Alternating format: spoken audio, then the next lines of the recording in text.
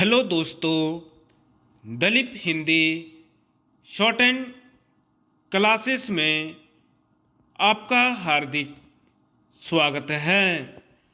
दोस्तों, आज की डिक्टेशन आशुलिपि उच्च गति अभ्यास खंड 1 रामधारी गुप्ता से बोली जाएगी।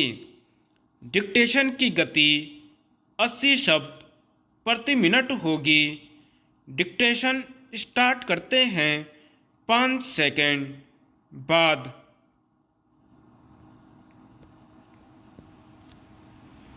उपाध्यक्ष महोदय, मैं समझता हूँ कि अब तक इस वैदेशिक नीति पर न केवल इस ओर के सदस्यों ने ही बल्कि दूसरी ओर के सदस्यों ने भी प्रधानमंत्री जी को धन्यवाद दिया है।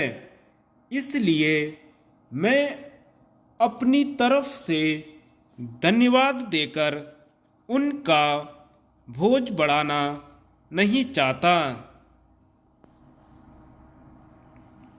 इसमें कोई संदेह नहीं कि इस सदन के सभी सदस्य, चाहे वे किसी भी पार्टी से संबंध रखते हों, इस बात से पूरे सहमत हैं कि हमारी विदेश नीति ने संसार में हमारा सिर ऊंचा उठा दिया है। हमने पंचशील के सिद्धांत को संसार के सामने रखा है। यदि हम उसके आधारभूत सिद्धांत पर दृष्टिपात करें तो हमको पता चलता है कि हमने संसार में एक जो सबसे बड़ा काम किया है वह यह है कि हमने तनाव को कम करने का प्रयत्न किया है।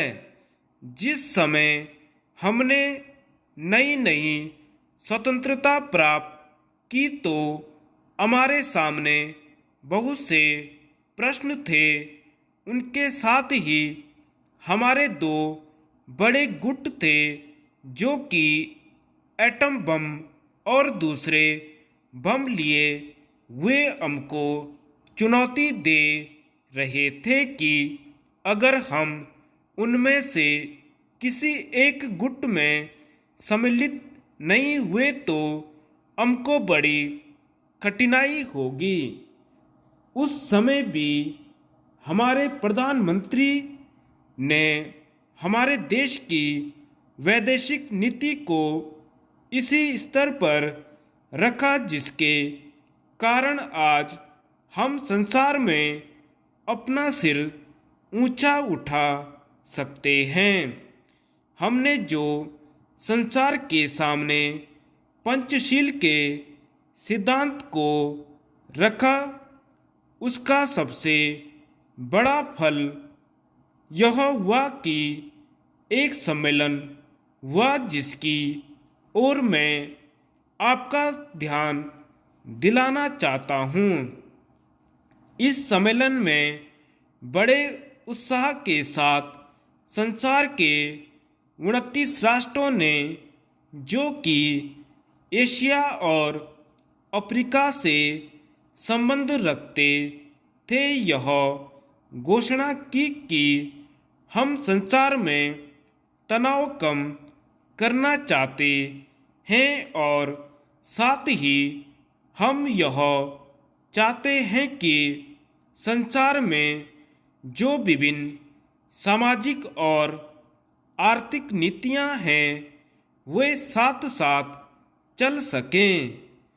हमारी वैदेशिक नीति में जो सबसे महत्वपूर्ण चीज है वह है सह अस्तित्व की भावना।